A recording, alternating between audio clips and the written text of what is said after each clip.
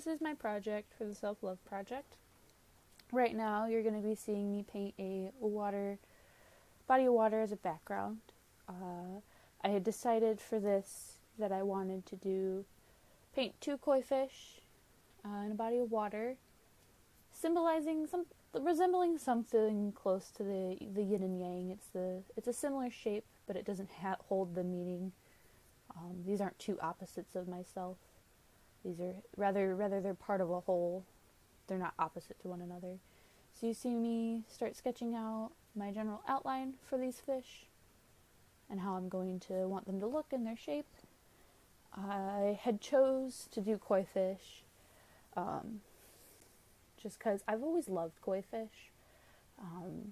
You don't see it because it's on the inside of my arm, but on my right hand there, the one that's doing all the work, I actually got a tattoo of a koi fish recently, which is really funny considering the fact that my name, Kaylin, means water-loving free spirit, and I think this is really true to who I am.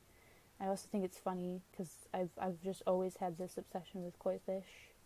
Going forward, you see me painting a white base here for the shape of the fish. I didn't really need to do this, but it actually ends up being a really good thing that I did do this, and you'll see that later when I'm painting the overall color scheme for these fish.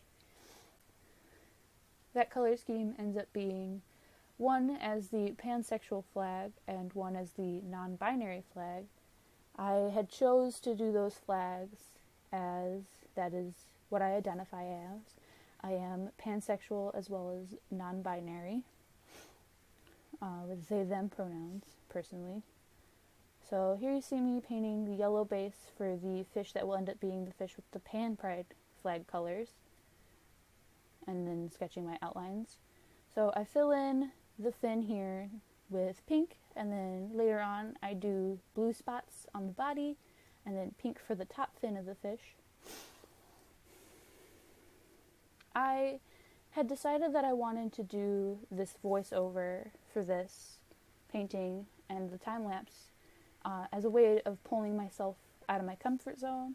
I feel like that's a lot of what self-love can be sometimes, is pushing and pulling yourself to do things that you're not normally used to. It actually ended up also being a really interesting process.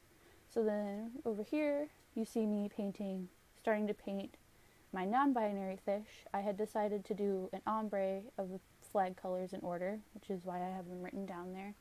So it's the yellow at the top, white, then purple in the middle, and then black at the very bottom. And then later on, when I do the detailing like I did on the other fish, I go the opposite way. So there's yellow at the bottom, white then purple, and then black at the top. I also like to note that you do see me move away from the camera and the painting a couple times at the beginning of the video and a couple more times later on in the video. We just got a new cat recently, so she was begging for attention. And then you see me overlaying. So the reason why it had actually been a good thing that I laid that white base down is that purple ended up being really thin. I don't know if you've seen it. Now I'm doing some outlining here. I decided to do this. Originally I was going to make the fish as realistic as possible, but with the color scheme of the first one, I decided it was better to just embrace that pop